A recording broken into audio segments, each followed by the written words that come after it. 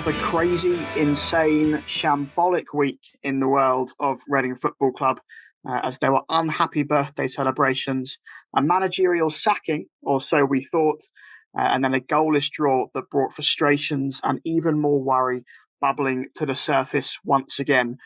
Welcome to episode 290 of the Tilehurst podcast, where we will be looking back on the last 7 days and wondering quite what on earth happens next. My name is Olly Allen, stepping in for Mark to host this week's show, and I will not be alone in this quest for some sanity. Joining me is the Tilehurst assistant editor, Adam Jones. How's it going, Adam? Yeah, not bad, thanks. I'm not sure if you're going to get any real sanity from me. I mean, I do support Reading Football Club after all, but it's a lot to get through, so I'm looking forward to this show. Good. And also on this week's podcast is View from the Dolan writer and Starboard member Ben Thomas. How's it going, Ben? Yeah, I'm good. You know it's going badly when people keep dropping the Starboard member in. Everyone I speak to is just bringing that up. So, I'm all right, mate. It's, buzzing for a bit of Reading FC therapy. So, yeah, I'm okay. It is turning into quite cathartic, I think, the last few weeks. Popping on here every week now to discuss, obviously, a draw yesterday. We're recording this Thursday evening, a draw on Wednesday against Peterborough, but still that elusive win. And it does feel that draw yesterday did feel a lot like a defeat, considering what we needed from the game and sort of how Reading played. But we'll get into that in just a moment. But first, a quick mention, as ever, for our sponsors, ZCZ Films, appreciative of their support, so do go and check them out. And also to all our Patreon subscribers, very, very much appreciated. So everyone who continues to donate to the podcast and the website, despite Reading struggling on the pitch, it is very much appreciated. And if you do want to go and support the podcast as much or as little as you want per month, that's patreon.com/the Tilehurst End. Right then, without further ado, let's get into the recap for a crazy last 7 days. Come rain or shine, it's time to relive the latest match action with the recap. This podcast is sponsored by ZCZ Films, Reading's oldest ultras. We'll go in chronological order, then starting last Saturday for the home game against Coventry City, obviously penciled in as the 150th birthday celebrations that were meant to be against Luton before Christmas, but then COVID ruled that off. So this was the closest home game to Reading's very first football match in 1872. So that was what this game was penciled in for. But as I say, very unhappy birthday celebrations. We had the protest before the game.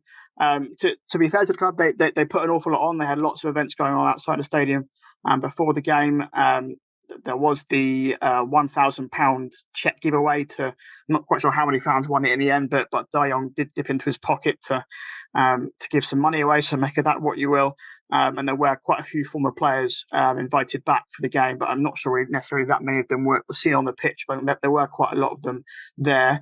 But it was a 3-2 defeat for Reading against Coventry on Saturday. And again, we won't talk too much about this game because a lot has happened since then, but then it was just sort of I think for me, it sort of summed up everything wrong with Reading this season. Everything came together at once. We again lost after taking the lead. Again, we conceded just before half-time and just after half-time, which is exactly what happened against Bristol City the previous Wednesday. Once again, it was a set-piece goal. Reading have conceded 16 goals from set pieces now this season, the most in the Championship. Junior Hoylett got sent off, which was actually the first red card of Verkapanic, which is tenure, which is quite interesting. But 2 yellow cards in the space of 6 minutes. And then the Coventry scored 2 minutes later. And yeah, as I say, 18 points dropped from winning positions now. Only Stoke and Bristol City have dropped more points from winning positions in the Championship this season. And obviously then we had the fans on the pitch after the game that sparked a lot of debate and anger amongst some and pride amongst others. But Ben, it was just a dreadful afternoon on what should have been a great occasion for the club. Yeah, it was horrible all round, really. I can't honestly say that I was looking forward to the game in the morning or the build up in the week anyway. Obviously I wrote a piece beforehand. You wrote a piece as well, Ollie. Adam did some sort of rubbish match preview, which no one read, I'm sure, as per usual. But, we all tried to kind of put a positive spin on it and try to tried to do what we could do with the situation. And the protest was kind of planned well in advance. Everyone knew about it. But ultimately, none of that really matters because we're not picking up points. And we could talk about all the stuff going on around it, but ultimately we're in a situation now where it's looking increasingly difficult to pick up points. The players don't seem capable or want to be capable of picking up those points. There was quite clearly mental fragility. The support in the stadium, the game was brilliant. I thought it was absolutely first class considering the position we're in. It was nice to see, I say a full house because it was nowhere near a full house, but a semi-full house. At the select Carlisle Stadium. But it was just very disappointing again on the pitch. And I'm Hoylett's biggest fan, as everyone knows. But it was just disastrous. To do that was just absolutely mindless after his first yellow. And they were both yellows, of course they were. You can't argue with that. It's good refereeing to pick him up so quickly and send him off. But you just knew once he went that there was no way back. If we weren't going to do it with 11 men on the pitch, it's going to make it even more difficult with the 10. And the longer this goes on, it becomes a habit. Losing is a very hard habit to shake, and nothing is kind of going for us at the moment. Masters of our own downfall, as you said, with the set piece goals. I thought we did quite well up until we scored, ironically, and then nothing really happened from there. And it just becomes very, very frustrating. It's very, very desperate at the moment, and that performance was a desperate one. Due respect to commentary, I didn't think they were brilliant, but we made them, again, as we've done time and time again this season, look very, very good. The thing that really frustrates me is our game management. The basics that you would look to in a professional team, we just can't do it.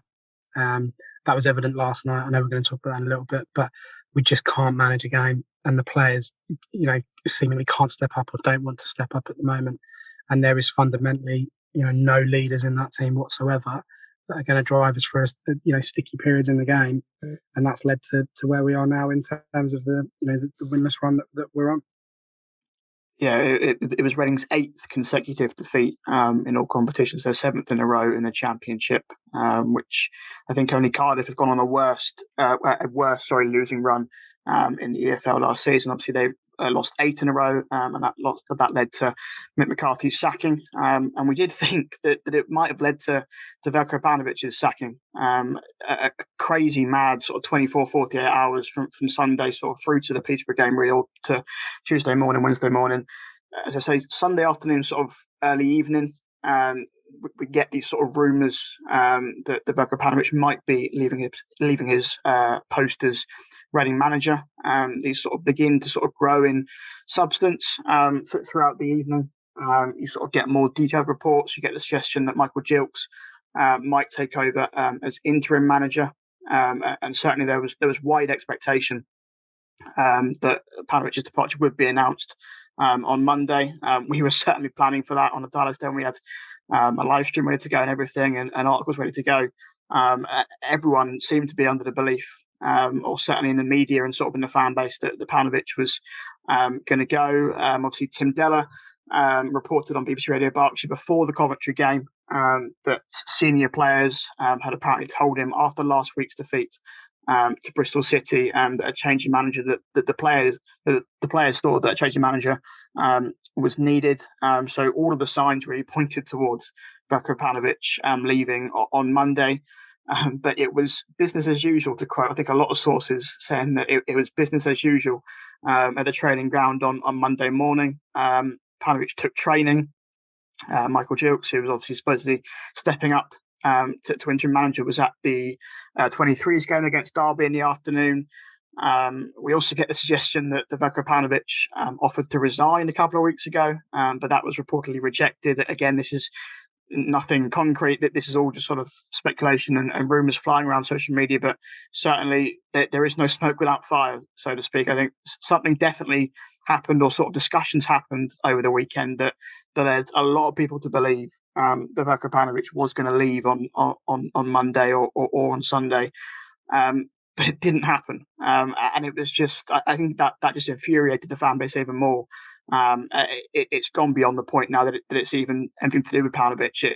People are looking now a lot higher up. And Adam, in isolation, it was, as I say, a mad, crazy 24, 48 hours. But when you consider that it came just before what was Reading's biggest game of the season, biggest game in years, against relegation rivals Peterborough, it was just a complete shambles and the worst possible preparation for that.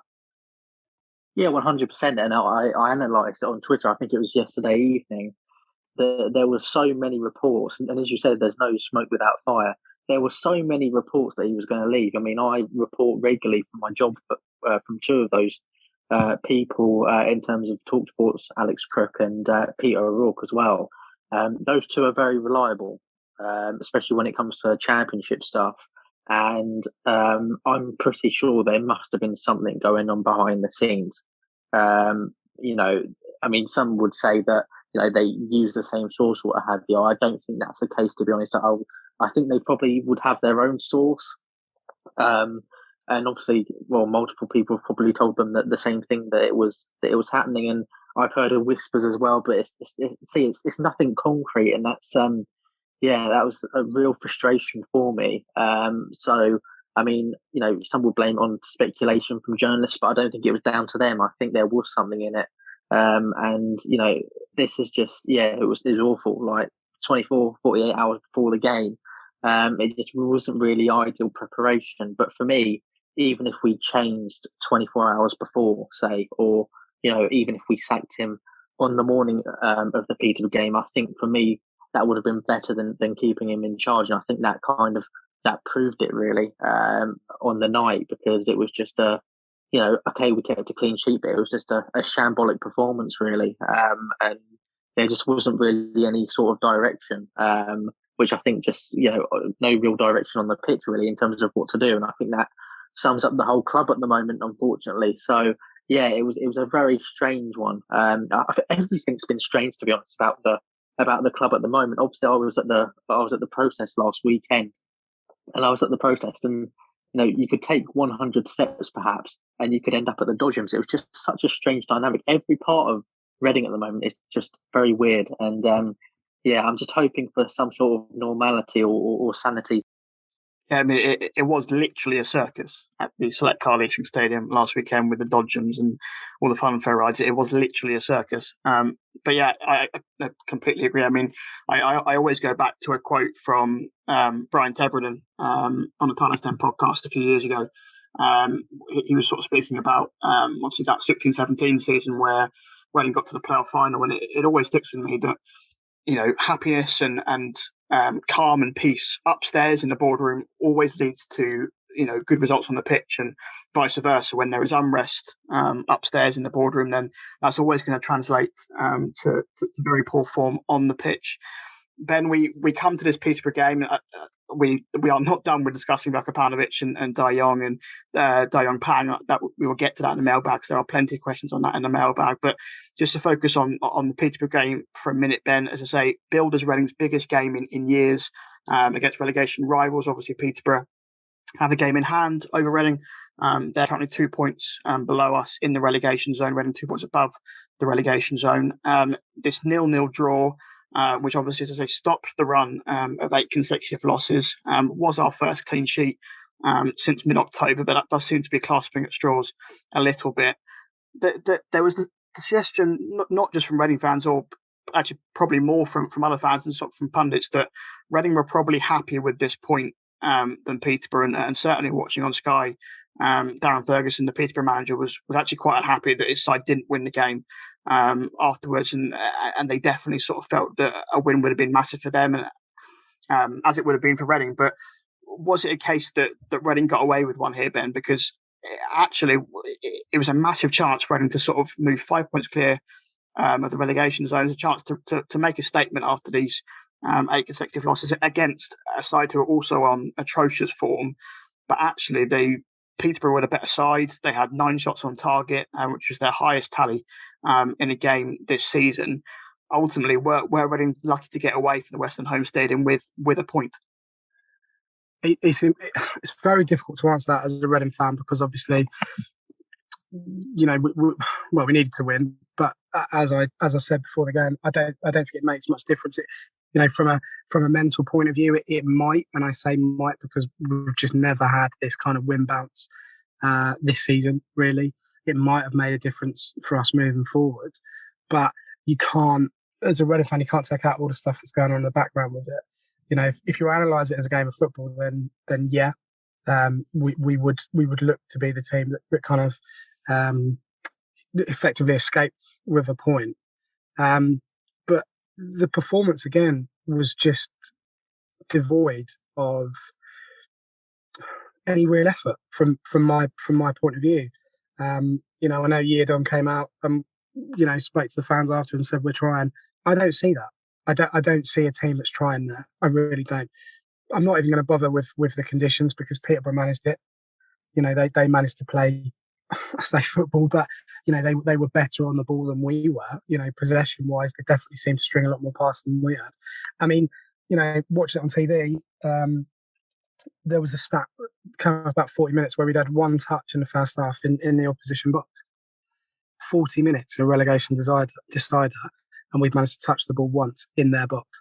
It's just, I'm struggling for the words to describe it because I kind of sat there watching it, and it was just, without being dramatic, it was just despair. It wasn't, we're playing badly or whatever. It just felt just an overwhelming sense of dread watching them because the longer the game went on, the longer you just thought, this is it now. That, if we're not going to be able to perform in a game like this with the consequences as they were, and they are consequences, with all the background stuff going on, for me, I honestly don't think we're going to win another game this season.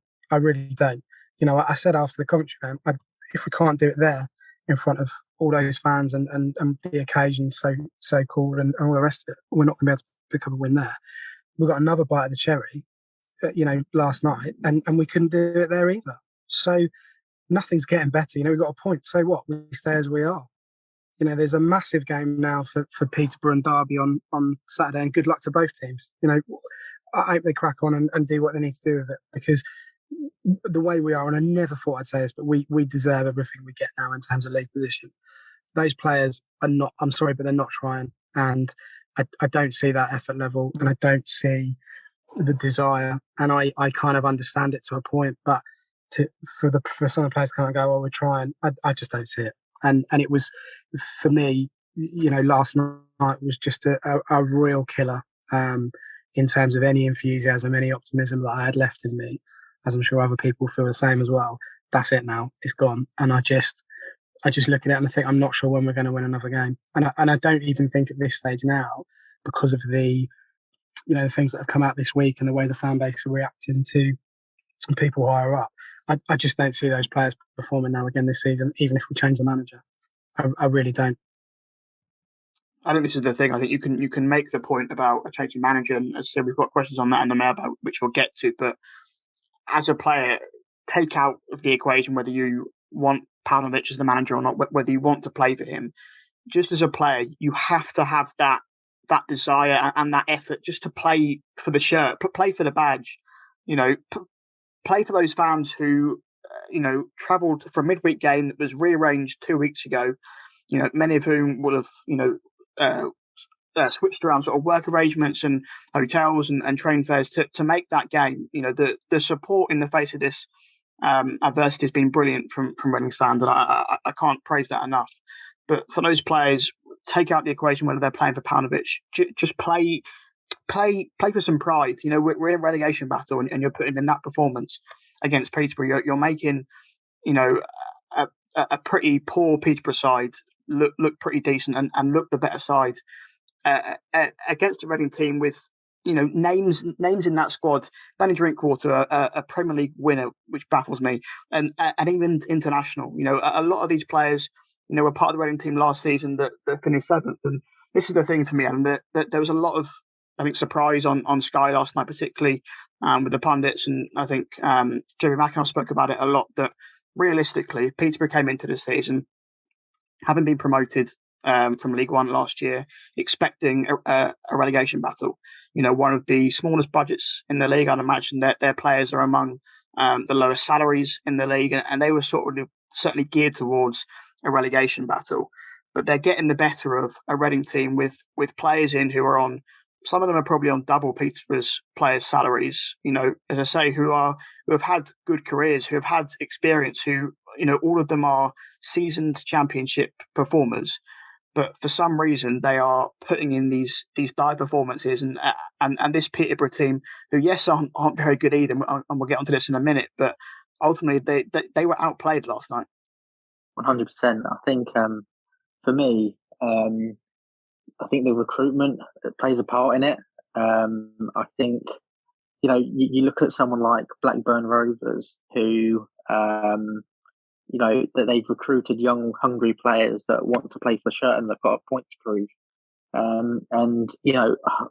Danny Drinkwater was, on paper, a very good addition. But he doesn't really have anything left to prove now. After winning a Premier League medal, he's kind of, it seems like his career has declined quite a lot. And I'm not even sure if he'd get a start really in League One. Because that was a shocking performance, really. But it wasn't just him either. It was a lot of the players. I was really disappointed actually by Lucas Zhao as well. Just the lack of energy, really. I know that it's kind of his nature, but he needs to give a lot more. And I'm not sure if he's doing it to avoid an injury. But if that's the case, then surely you bring on Jamari Clark. It's just, there's just a lack of. I agree with Ben to an extent. Just a lack of desire and a lack of real direction. It just seemed all a bit apathetic, and for me, that was a real disappointment. And this was a game on paper, and the Sky commentators were saying it that we should have won, but we just didn't really have that kind of oomph to get forward. And I thought that Yaki Mata would provide that yesterday. Obviously, he's coming back from an injury, but someone else has got to step up as well. And a lot of players and too many players, I think, failed to. I think. Babu Rahman, I thought, was one of the bright points from last night. I thought he played reasonably well, but some of the others, it was just this game was there for the taking, and they didn't rise to the occasion. For me, that's a massive issue for me, and that's a real low point really of last night, and one of the most disappointing things. Final word then, Ben, on this Peterborough game and sort of where it leaves the relegation battle. I tweeted from TT last night that it felt an awful lot like the 0-0 draw at the end of the Premier League season in 2013, where Reading and QPR played out a 0-0 draw that obviously relegated both sides, and it felt an awful lot like that, just without the immediate consequences. And certainly, if you're Derby County watching that game, if you're Wayne Rooney watching that game, then you're given a massive confidence boost, because you're watching two very, very poor sides that seem destined for relegation. And obviously Barnsley at the bottom of the table, they won for the first time in about 5 years last weekend, so that might give them a confidence boost. But certainly you're looking at Reading and Peterborough now, Ben, as two teams that look almost destined for relegation. Yeah, well, a couple of weeks ago I said on here that Barnsley had gone, they're out, and suddenly they've come from nowhere again, because they've got that professional pride and they've plucked up a bit of courage and started winning games. Where it leaves us is basically as we were before this week started. So, obviously the commentary result hasn't changed anything for us, neither as last night, even though we picked up a point. The momentum is fully with Derby, and you would anticipate now that they would stay up, and that us and Peterborough would go down. And I think really, my feelings towards Derby have changed over the season, because before, I couldn't really care less about them. I thought they're quite arrogant, to be honest. But now they've overcome that massive deficit. They've pulled themselves together. They've galvanised themselves, and they're kind of on the up. And we are very much not. And it's shameful. It's absolutely shameful. And we could talk about it forever, but I just run out of words to describe it. And I think that's the thing. You take all of that away, but we're potentially about to get overtaken by a team that had a massive points deduction and has had absolute turmoil off the pitch, real proper turmoil. And they've kind of been able to come out and almost take us over. My predictions are, I think Derby will win on Saturday. I think they'll beat Peterborough quite easily. I think we'll lose to Preston. I think we'll lose to Birmingham. at home, and that will eventually drop us into the bottom three. We've been lucky to not be in there up until this point, but everything catches up with you eventually, and that's what I feel is going to happen at this stage. Yeah, it certainly feels somewhat inevitable at this point, and whether a change in manager fixes that or anything else, we have got a couple of questions on that in the mailbag. But before we get into that, the final word then on the recap goes to Veljko Paunovic, who is still Reading's manager. Here's what he had to say on last night's 0-0 draw against Peterborough. I think we were very close to get all 3 points. I think in a very difficult conditions we knew how to adapt and we knew how to manage the game. Especially difficult was the first half when the wind was blowing so hard that we couldn't manage to bring the ball in the final third. In times when we adapted to it and found a way to put the ball in behind and put pressure on their back line, we got some opportunities from set pieces. One, I think the best chance in the first half was the free kick Tom Ince executed very well and great save. And the second half, obviously now we had the wind in our favour. We wanted to put pressure in behind of their back line, which I think sometimes we rushed, sometimes, but again, conditions were very, very difficult to play. I think also even like that, we were patient, we worked hard, we matched their desire and intensity. I think on that side of the game, we were excellent. We managed to keep a clean sheet after a long time. We managed also to not lose today, and with patience and hard work, we got in a situation where we could have get the whole 3 points, as I said before, in that chance by the end of the game when Lucas did everything great except the execution. But huge credit to the team for the effort and for the togetherness and the unity and the output they showed today. Be loud and be proud and back the boys and make some noise. Come on, you Rs! Shout out to this week's podcast sponsor, ZCZ Films, showing that age is no barrier to being a hula hoop. Let's get to the mailbag then. One quick question. As I say, most of them are on sort of behind the scenes in Paunovic and Young, but one quick question on last night's performance from Benjamin Vickers, who says Heinz distribution. Karl Hein, the goalkeeper, not Heinz Beans. Heinz distribution, poor, or was it just windy? Karl Heinz played the last 3 games now. Adam, obviously, perhaps not many people wanted to see him come in for Luke Southwood. I think for me, his shot stopping is pretty good, but as Benjamin says, there are question marks over his distribution. What were your thoughts on his performance last night? Very mixed. I mean, there was 2 sides to his game, really. I mean, there was the flappy side, and the one where he didn't come for the cross in the second half, or did come for the cross and completely missed it. And obviously, the guys had an open goal and has completely missed it. And that's one thing that we can't ignore, because that's the type of error I think that we'd hammer Raphael for, and perhaps even Southwood. So that was an error. But there was a couple of times where he bailed us out, and you've also got to point that out as well. So it was very mixed. Overall, I thought he was man of the match, though, and even though he made what could have been a couple of costly mistakes, what does that say about the rest of the team, really, if he was man of the match? So fair play to the lad. I mean, he's only just coming into senior football, really. So if there was anyone really that I'd want to look to step up, it wouldn't be him, really, but he did last night. Obviously with the tricky pitch conditions as well. For a goalkeeper, it's usually an absolute nightmare, but he stepped up to the plate, I think, reasonably well. Obviously it was mixed, but I thought he'd done reasonably okay. So he's definitely not one of those where, well, not really one of the main ones for criticism, really. Last night, I don't think it was his fault. Yeah, I think ultimately we have to remember that he's a 19-year-old kid who 10 days ago hadn't played a single minute of senior football in England. So yeah, he's ultimately got Reading's first clean sheet since October. So yes, certainly no criticism for Karl Hein overall yesterday. Let's get into the ones behind the scenes then. Obviously, Ben, you mentioned sort of Andy Yeardon coming out to speak to the fans after the game. Again, a lot of fans waited after the game, both in the stands and then after the game around the Reading team coach to try and sort of just speak to anybody really about what was going on. Andy Eardom, credit to him, was one of the few players that did sort of stop to try and speak to some fans. And Benjamin Vickers said, what did Yid say to the mob last night?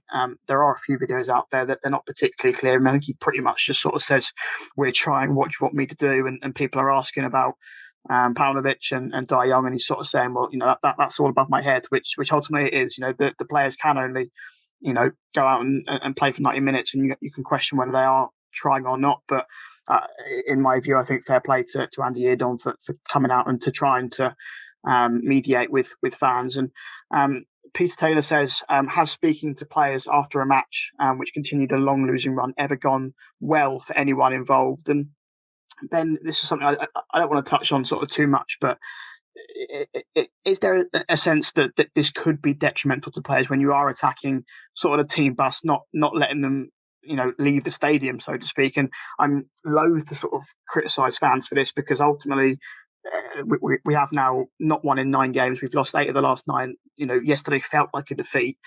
Ultimately, I've sort of reached a point where fans can do what they want. Obviously, not within boundaries, but I understand people are angry now. People have got every single right to be angry, and this is them venting their anger last night. I do worry that it's perhaps detrimental to attack the team bus, but ultimately that there are not an awful lot of excuses you can make. Well, I mean, the point is, people are desperate. They want answers, and when people are desperate, they do things that maybe, aren't the best option.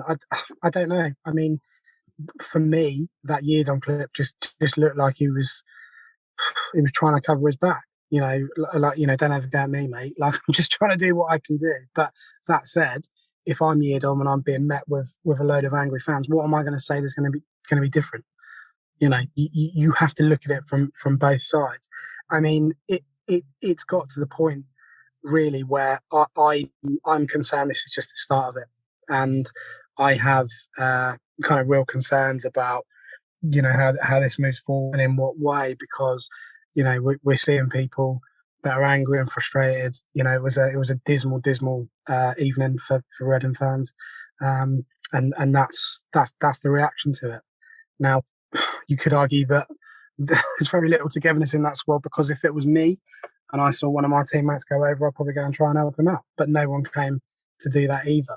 So it's not, I don't think it's going to have a detrimental effect, because we can't get any worse, Ollie. That's the bottom line. The fans have been in the stadium, even when we've been not particularly good, even after the Kidderminster game, which was the Fulham game, which was the, supposed reaction to that.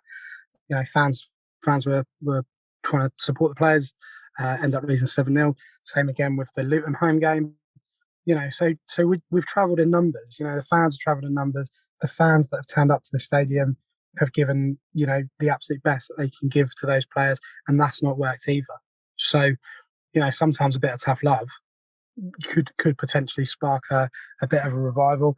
I don't think it will. I don't think anything will change really. And you hit the nail on the head in the fact that people are angry. That's the bottom line, and it's very difficult to see at the moment a way out of this without sounding like a broken record. I don't know what changes will occur at the club now that will appease, an ever-growing irate fan base. I really don't.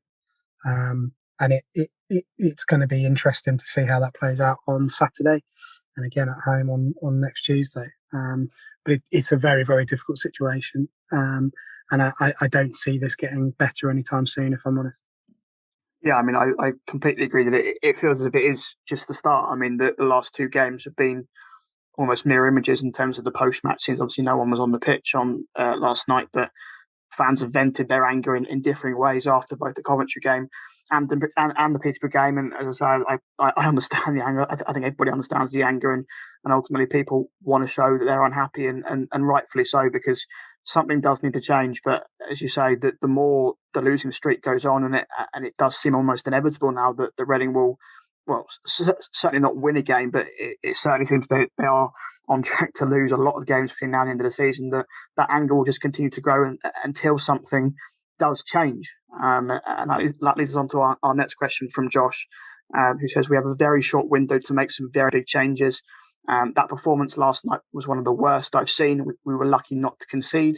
How can the club turn it around from here? It looks unlucky. It looks unlikely we can turn things around. I think obviously the obvious one is to change the manager. I think, as I say, that is stating the blatant obvious, but that's been clear for some time now to almost everybody, apart from De Jong and De Jong Pang or whoever is making that decision to keep Paunovic in the job. There are lots of changes that need to be made, but ultimately the immediate one that might just be able to spark some sort of change on the pitch. And I'm convinced at this point that it is a case of anyone but Veljko Paunovic. It doesn't matter really who it is. Obviously get a coach in, but it's got to be anyone other than Veljko Paunovic, because by all accounts the players have lost faith in him. And sometimes it just needs that change. I always think to the 17-18 season when Paul Clement replaced Jaap Stam. Now, I think Jaap Stam is a much better manager than Paul Clement. But ultimately, replacing Stam for Clement kept Reading up, because Clement won, I think, probably 2 games in the final 10 or 8 of that season. And yes, that's very poor, but Stam was on a run of 1 win in 18 before that. And Reading wouldn't have stayed up with Jaap Stam in the job. They replaced him with a worse manager, but they made that change, which was the key thing, and that spark played into life. They won that first game under Paul Clement, that QPR game, which ultimately kept Reading up those 3 points, because Reading survived relegation by about 2 or 3 points that season. So winning that game, that spark that managerial change would have made kept Reading up, and it could be the case here that Reading just needs to make that change just to motivate those players to do something different around changing around the training ground, around match days, just to make that change, and hopefully something happens in that regard. And plenty of questions on Paunovic that I'll lump together here. Simon Latson says, do you think that in the fullness of time we'll discover that Paunovic is the only person trying to hold the club together for survival, is battling internally within the club, and that is being unfairly blamed for the present situation? And Ben Brenton says, I know a lot of people are calling for Pauno to go, but is there any thought to who might replace him? Perhaps a lack of a decent replacement is why the board are keeping him in place. As I say, personally, I think any replacement is better than Paunovic at the moment. We've got to that point where just change is needed. I don't want to try and make too many excuses for Paunovic, and I have done on many occasions, and I do actually feel incredibly sorry for him, because you look at him in his post-match interviews, it's just a complete look of despair and complete frustration that ultimately we're all feeling. And if the rumours that he did offer to resign a few weeks ago and that was rejected, if those rumours are true, then ultimately his hands are tied. So is there a sense, Adam, that this goes beyond Veljko Paunovic now? That there is obviously he's well out of his depth on the pitch. He's taken Reading as far as he can go, but there is a degree of sympathy for him, because ultimately this issue goes way beyond whoever's in the dugout. Yeah, 100%. I mean, I think that Paunovic should be removed from his position. I think I don't want to call him incompetent, because I don't think that's a nice word, really. But I can't really describe it as anything else. It's quite clear that his situation has become untenable. He's tactically, it's so inept against Peterborough that it was just unbelievable. Really, it was just there's absolutely nothing. There's no direction or anything really. But 100%. I mean, the issues go very deep, and I look at 2 figures here that probably haven't got as much criticism as they probably should have done, and probably haven't been subject of the heat as much as they should have done, and that's De Jong Pang and Mr. Dye. I'm kind of begrudged now to call him Mr. Dye. I'll probably just call him De Jong from now on, because that was, I think, for me, not to remove him after Coventry City. I think that was just dangerous, to be honest. I think that was, knowing that. The reaction already, to Pauno and him having to rush down the tunnel to keep him in place there. I think Dye is honestly hiding behind people, and kind of using them as a human shield, really. And I think it's cowardly. I think, he's completely, just abdicated all of his responsibilities, really. He needs to take tough decisions now. And when we do need to make him to take tough decisions, he's kind of gone missing in action. So I think for me, he's one of the main reasons why we're in this situation. I think accountability starts right at the top, and I don't think he's been really received enough criticism, really. And De Jong Pang, there's just there's absolutely nothing about him, really.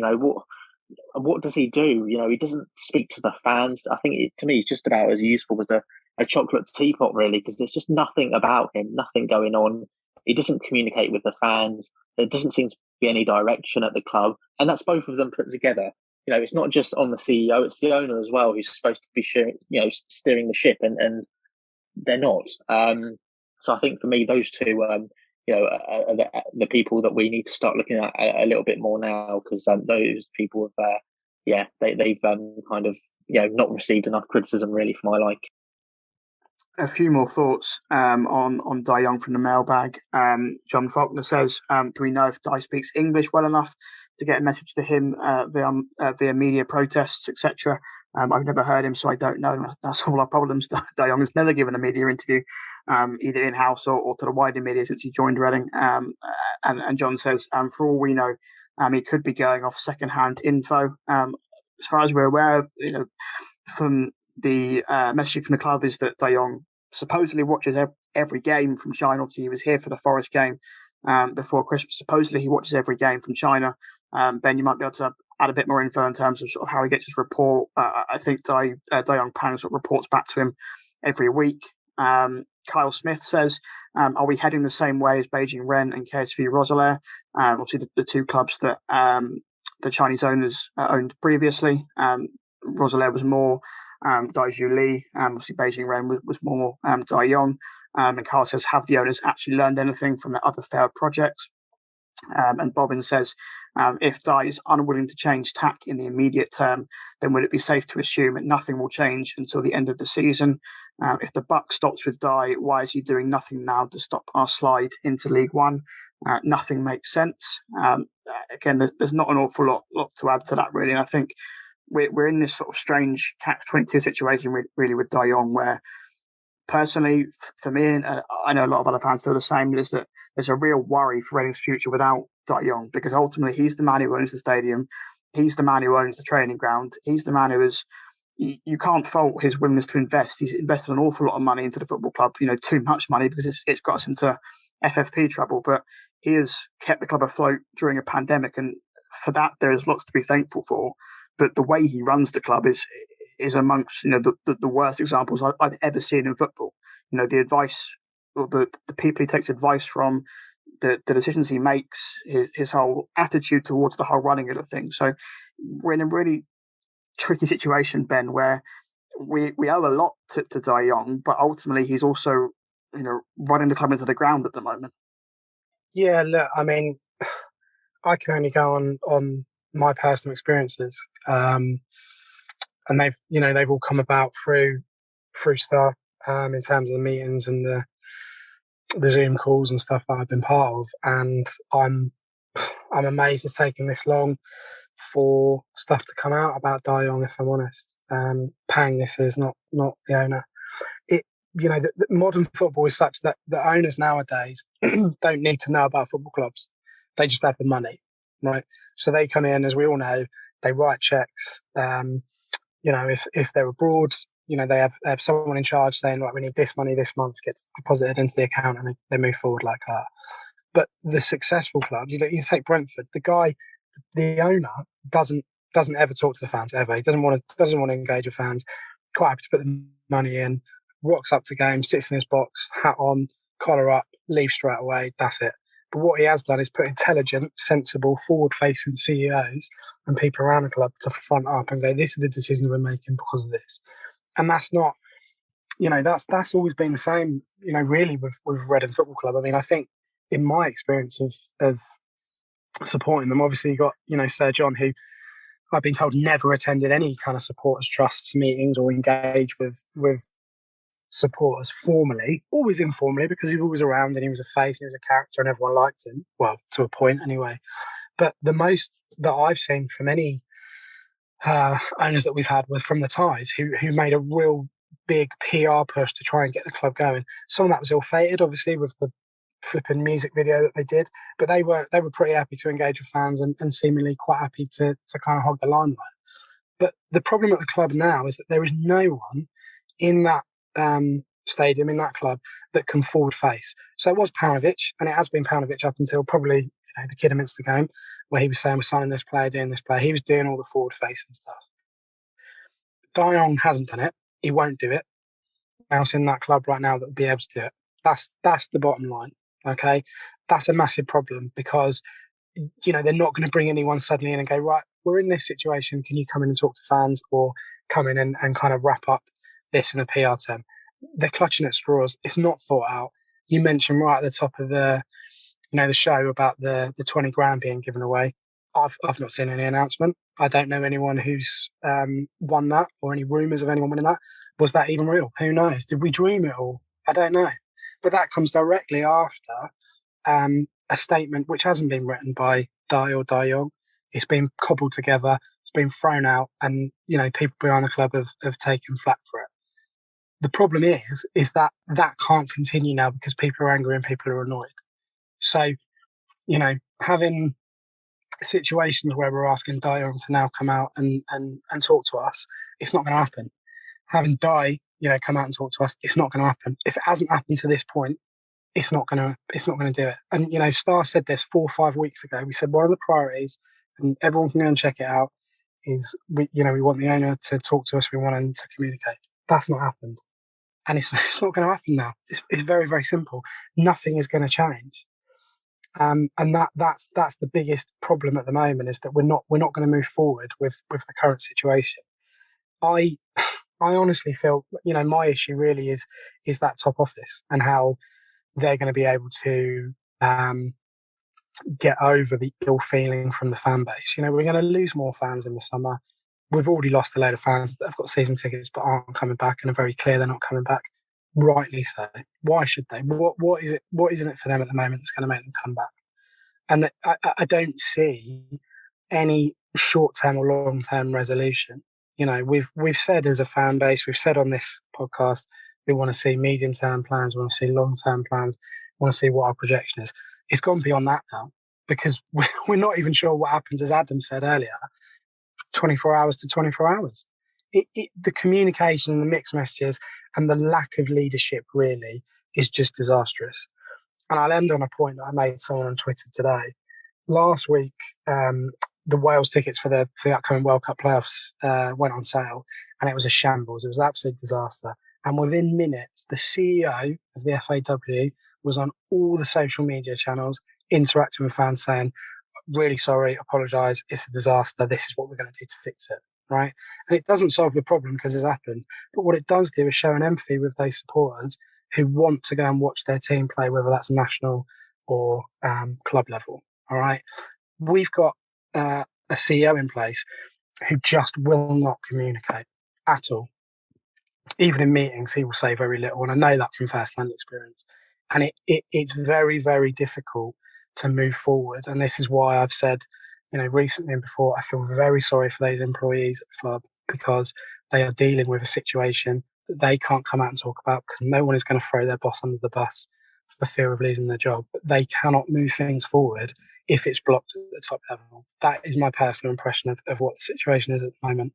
And I feel very, very sorry for those people that are having to suffer this, and they need that job because they have to pay their bills. As fans, we can rightly or wrongly walk away, but those people can't, and those are the people that I really, really feel for at the moment. Let's end this discussion. There's some really good points made from both of you there, and I think it's a really valuable discussion to have. And, as you say, Ben, we could go on for hours talking about the state of the club and behind the scenes. And it's definitely sort of reached a breaking point over the last week or so with these two results and what's happened in the aftermath. But a great question that we had from Matt Williams, who says, you can have one of these three leave tomorrow and replace with someone of your choosing. So you can pick either Veljko Paunovic, Kia Joorabchian, or Dayong Pang to leave tomorrow. Alex Everson said, can you add Dayong to that list? Although that probably is too easy. I think everybody agreed that might be too easy. But some short answers. Adam first.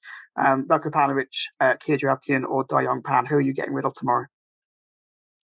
Oh, I wish I had the Dayong in there because I would have gone for him straight away. Really, just because we're absolutely directionless at the top. And if you offered me a new owner tomorrow, then I'd take it, to be honest with you. You know, the grass isn't always greener, but, you know, the grass that we have right now just isn't green at all. So, you know, may as well just, you know, take a chance and move on to another owner. But no one's going to buy us, are they, considering the current state that we're in? So, no, there's a fat chance really of that happening at the moment. If I had to get rid of Kia, or I think I'd have to go with Velpanovic just for the short term, because I think it's an absolute necessity right now. You know, to give us any real chance of remaining up. I think, you know, I kind of agree with Ben in the fact that, you know, even a new manager now, it's not guaranteed that it's going to work. We might get a little bit of a bounce, but, you know, with these players at the moment, I just don't know. I have no idea whether they're going to, you know, have the bottle really to stay up and to fight. It's a sad one, really. But yeah, I'd get rid of Paunovic, but I'd have the other two out in the summer because, yeah, to be honest with you, I have to be honest. Paunovic, Kia, Pang, and Dai, disastrous. All four of them, disaster, complete disaster. And if I was, you know, if I had the choice, I'd change all four of them tomorrow. But unfortunately, that's not going to happen anytime soon. I just feel sorry for the fans, and as Ben said, the employees. I know you said a short answer, but I had to give a very long one. But yeah, I'll let Ben do his verdict now. Yeah, I mean, it's a stunning question, really. And when I saw that, I was like, oof, that's a great one. You know, short term, what's going to have the biggest impact potentially, and that's getting rid of Pauno. And I don't care, stick anyone you want in there. But, you know, at least they've recognised, you know, albeit too little too late probably, but we change management, we still get relegated. Takes a little bit of that toxicity out of the fan base. Only a very small bit, I might add. But it at least shows a little bit of willing. You know, and we keep sticking with Pauno and we're going to end up with the same results. But yeah, the short answer is Pauno, because that hopefully will have the short-term impact. Completely agree with what Adam's saying. Long-term, you want a clean house. You know, it's got to be root and branch stuff. And, you know, whether or not that happens in the summer, I don't know. We've been promised these root and branch changes before, but we'll wait to see. But yeah, short-term's got to be Pauno gone. Yeah, I can't add much more to that. I'll make it a hat trick on Veljko Paunovic, just as you say, for the short term impact. But yeah, obviously in an ideal world, you get rid of all of them. Final question on the mailbag then from Josh, who says, I feel like even if we stay up this season, next season we are even more likely to go down due to the loss of practically the whole squad. Do you agree? I'll keep this one short. Yes, I think almost certainly. I think that's the really worrying thing, is that even if we do stay up this season, then next season is going to be just as difficult, if not more difficult. As Josh says, practically the whole squad going. We've got 13 senior players out of contract. Obviously, the 5 loanees going back to their club. So we actually only have 9 senior players contracted beyond the end of this season. And that includes Liam Moore, who's almost certainly out the club, and George Puskas, who will be sold to Pisa if they go up to Serie A. So, yeah, and that's the worrying thing, as I say, that even if we do stay up this season, then the troubles and the struggles are certainly not over. And next season is going to be very difficult indeed. That's a nice positive note to end the mailbag on. Let's move on to Newsbites, where I'm afraid there's not an awful lot of positive news around the club either. Keep up to date with all things Reading FC. Follow the Tilehurst End on Facebook and Twitter. This podcast is proudly sponsored by ZCZ Films. Remember, if you want to get involved in sponsoring the show, drop us an email to thetilehurstend@gmail.com. Usually it's the women's team that provides the highlights of the week in this section, but they also lost last weekend, a 4-1 loss to Brighton in the WSL last Sunday for Kate Chambers' side. That ended Reading Women's 7-game unbeaten run and their 5-game winning run, but they are 6th in the WSL table. It's the international break in the WSL now, so no game for Reading Women this coming weekend. They play West Ham at home in about 10 days' time, so hopefully they can get back on track there. As we always say, they are the shining light at Reading Football Club at the moment, the women's side. So hopefully they can get back on track very quickly. The under-23s, they lost 3-1 to Derby County on Monday. They're actually now winless in 8 matches with 7 defeats in that run. So there's one draw in 8 since the start of December. They are bottom of the Premier League 2 Division 2. Fortunately, there isn't a relegation in that division, so if they finish bottom, then we'll just go again next season. But yeah, not a great season for them either. They travel to Nottingham Forest next Monday. And the under-18s, a win for them, actually, so something positive on that front. They beat West Brom 2-0 in the under-18 Premier League last Saturday, and they sit 9th out of 14 teams in the under-18 Premier League, and they host Chelsea at Bearwood on Saturday. One other bit of news that we haven't talked about yet, Reading made a signing, bizarrely, on Tuesday, when we were all waiting for the announcement of Vukanovic's sacking. Reading actually announced a new addition that came completely out of the blue. I actually, when I saw the notifications, it said welcome Brandon. I thought we'd signed Brandon Mason, the left back we signed, we had on trial a few weeks ago. It was actually Brandon Barker, a left winger, 25 years old, former Man City Academy winger, made one senior appearance for them in the FA Cup. He was most recently at Rangers, who he left at the end of January. He spent the second half of last season on loan at Oxford United. And also he's got championship experience with Preston, who obviously Reading placed on Saturday. He made 16 appearances for Preston in 2018 to 19. Didn't score a single goal, a little bit worryingly. But Adam, thoughts on this signing briefly, Brandon Barker, on a free to the end of the season? I can't say that I'm jumping for joy with the. I mean, he hasn't got the best pedigree, but this is the market that we're working in right now with the FFP. I've got to back the boy, to be honest, because he's it's not his fault really that the club's in its current state. I back him, and I hope he does well, and hopefully he brings us a little bit of directness and a little bit of speed that we've needed since Mo Barrow left, really, and I think we've been missing that. So it just really depends on his final product, really, as to whether he's a good signing or not. And I've heard that I think it's from Rangers fans and other fans that he doesn't like to track back, really. And with Baba Rahman's defensive fragilities, if he's playing on the left-hand side, and that kind of worries me a little bit. But it's one where we're going to have to wait and see. Hopefully, it provides. Well, he's a free transfer, so I hope so. I hope he provides us with a bit of value for money. I think that's what we've been missing. It doesn't exactly seem like a long-term signing. Perhaps it might be if it's successful. Perhaps we might even be able to sell him on for a little bit more if we extend his contract in the future and he does well. But yeah, it's not a signing that fills me with absolute joy. But hopefully he can prove people wrong. And he said in his interview that he's got a point to prove. So it's one where we'll have to wait and see. Yeah, I think it's one of those things, isn't it? Ultimately, if you're a free agent at this point in the season, then you're not going to be setting the world alight. But as you say, he's got a point to prove, and that's a theme amongst a lot of Reading signings this season. Really, Tom Ince as well on deadline day.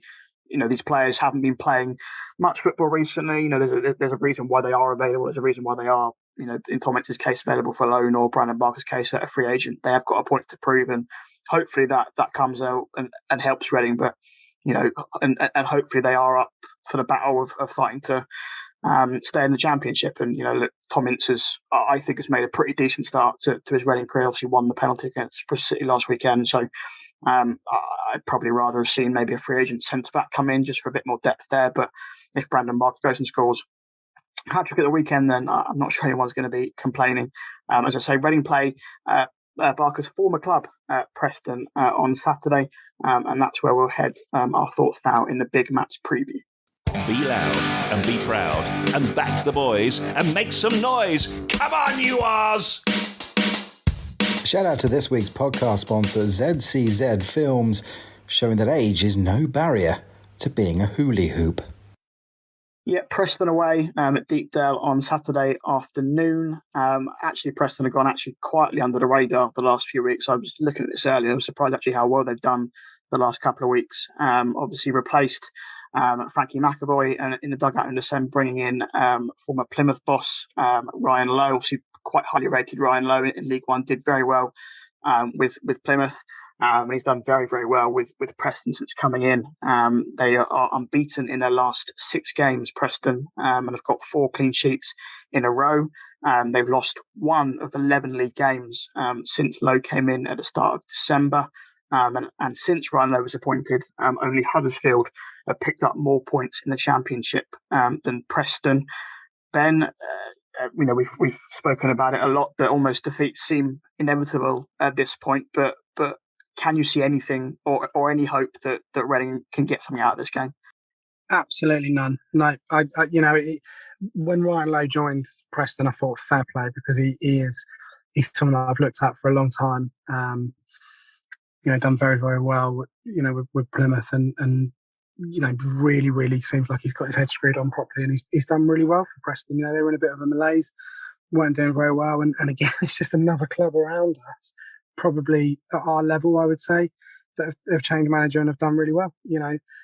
They've had that new manager bounce, and that's continued, and he's gone on a really impressive run with very limited resources, with players that aren't going to stand out on a team sheet as being absolute superstars. So absolute credit to Preston and their decision making and bringing him in. Really, really well done to them. It's a cracking ground as well, Preston. If people listen to this, they've never been up, you'll have a good day, because it's it's what I class as a proper football ground, really. So try and enjoy it if you can. But no, I don't see any positives coming out of that for us at all, really. Don't see us winning, don't see us drawing.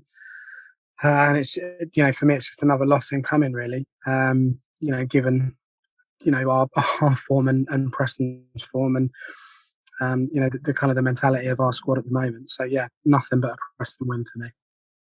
Yeah, there's a lot of established Championship players in that Preston squad. They've signed an Archer on loan from Aston Villa, very, very exciting young forward in January, and he's got 3 goals in 6 games for Preston. So, as you say, Ben, no superstars, but ultimately a hard-working team who have come together and put together a very decent set of results and have become very, very hard to beat under Ryan Lowe. Adam, what changes can Reading make ahead of the weekend? Obviously, Junior Hoylett is back from suspension after missing the Peterborough game. Hopefully, Josh Laurent is back. According to Bucko Panovic, he missed the Peterborough game with an ankle problem. Is it as simple as swapping those 2 players back in for the players that they came out for? So Danny Drinkwater, I think we can probably all agree, should not be starting on Saturday, and hopefully Josh Laurent can come back in for him. Yaku Mata obviously made his first start of the season after coming back with his knee injury against Peterborough. Obviously only 3 days between games, so potentially he's not quite ready to start 2 games in the space of 4 days. So maybe Junior Hoylett comes back in for him. But what can Bucko Panovic do to try and inspire something, Adam? Not sure about Hoylett, but Drinkwater was toilet, so that's your little rhyme that I've got for you there. What can he do apart from saying resign? I'm not 100% sure what he can do to inspire something. I mean, case in point really was the Bristol City game. We obviously lost heavily against QPR, and then we've had a little period where we've been able to work on the training ground, and he's made a couple of changes where Drinkwater has come out, thank God, and things still haven't really changed. I mean, it was a little bit more of a positive performance. But still, it wasn't exactly sparkling, was it? That performance at Ashton Gate, it was just very underwhelming, really, as kind of as usual, really, as kind of our standard now. So yeah, I mean, it's a difficult one, because I think whatever changes he makes, I think because we've got the manager in place, it just doesn't really have this kind of ineptness, really, if it's a really even a word. I mean, just so tactically inept that I don't think we're going to get anything out of the game, to be honest, regardless of the system or the changes that he makes, to be honest. With so little direction and the players out there, especially against Peterborough, just didn't know what to do. So it's a really difficult one. I think I'd perhaps bring Tom McIntyre back in just to shake up that defence a little bit. I think fair play to Morrison and Holmes, they kept a clean sheet, but the guy, I'm not sure who it was, Peterborough player, had an open goal, really, and we should have lost, to be honest. So the defence wasn't absolutely perfect. So I bring Tom McIntyre back in. Hopefully he can stay fit for the full 90 minutes. Hoylett, I think, has been reasonably decent, actually. Since coming here, I think he's been a little bit underrated, to be honest. So yeah, perhaps there's space for him. I think he did let the team down last weekend. So has he really earned his place back in the starting lineup already? I'm not 100% sure. But there's definitely a case for him to be in there. If Laurent is fully fit, then yeah, he definitely comes in for Drinkwater for me. I think Dele Bashiru comes in for Drinkwater. If Dele Bashiru is fit as well, I think if Kian Levy was fit, I think I'd probably stick him in there, to be honest, because Drinkwater just wasn't really. Yeah, he's playing at his own pace. He just wasn't at the races at all, to be honest. And I don't like to pick on one player because a lot of them were shocking, to be honest with you. And a lot of people wouldn't do this, but I think I'd replace Lucas Shaw. I think it's his nature really to kind of strut around the pitch and stroll around the pitch, but it just annoyed me. I think for some unknown reason, really, or in midweek, I think it was just a game where he had to do a bit more, and he just didn't. So I think I may bring in Jamari Clark, which I think would be a massive surprise if he was included in the starting 11. But I'm still quite upset really with Shaw's performance. I think Carl Hines done more than enough. I think Baba Rahman's done more than enough to be in the 11. I don't think I don't think he'll make too many changes, to be honest with you, but maybe a couple, maybe McIntyre and Laurent if he's fit, maybe Hoylett even, and we'll be on our way to perhaps hopefully getting at a point. I'm hoping for a point, to be honest, because I just don't think we'll get through. And to be honest, I don't think we'll even get a point, but we'll soon see on that one. Let's go for some predictions then. I think I probably know which way all of these are heading, but Ben, what are you going for Preston against Reading on Saturday? I'll go 2-0 Preston. Don't see us scoring. I'd agree with probably dropping Jow out just on that note. I mean, there's nothing to lose. Hoylett's got to come in anyway, right? Has to. Because otherwise there's no point to any of this. So he's got to come in. Stick Mate up top, let him have a run around up there, see what he can do. I'd like to go back on my earlier comment about the players not performing. I have to say I thought Renamotor and Mate were probably the better of the players last night. Renamotor just gets on with it. Fantastic energy on him. But yeah, I mean, the only change I'd make is definitely bring Hoylett in. Play him other centre back, who cares? As long as he's on the pitch, it doesn't matter, right? Just give us all a bit of joy anyway. But yeah, no, it's Preston 2, Reading 0 for me. Yeah, we haven't actually touched upon it much this episode, but it's great to have Yakin Mate back on that pitch. Obviously, clearly not 100% fit just yet, but still brings so much to the table in terms of his ability to get past a man down the right-hand side. A couple of brilliant bursts against Coventry last weekend and before laying off Tom Ince, who somehow didn't score. But he also did it quite early on against Peterborough last night. Just great to have that sort of ability in the team, and hopefully he'll be a massive player for the rest of the season. Adam, prediction for Preston at the weekend? I'm feeling a Mate goal, but I'm also feeling I'm feeling that usual dread really of a loss. I think I'm going to go with a 2-1 to Preston, and to be honest, that might even be perhaps optimistic that we're going to get on the score sheet and that we're only going to concede 2. But we'll soon see on this one. I mean, two sides that with varying stability on the pitch. I mean, Preston, obviously they suffered a bereavement earlier in the campaign. Obviously, condolences to them, with their owner. But yeah, I think the stability off the pitch will determine the result on it. And I'm going to go with a 2-1 Preston on this one. I'm going to go for another hat trick. I'm going to go 2-0 to Preston, like you, Ben. I for some reason I went for a Reading win against Peterborough. Don't ask me why. So I've learned from that mistake, and I'm not sure I predict a win. Certainly with Veljko Banovic in charge, I will not be predicting a win in the very near future.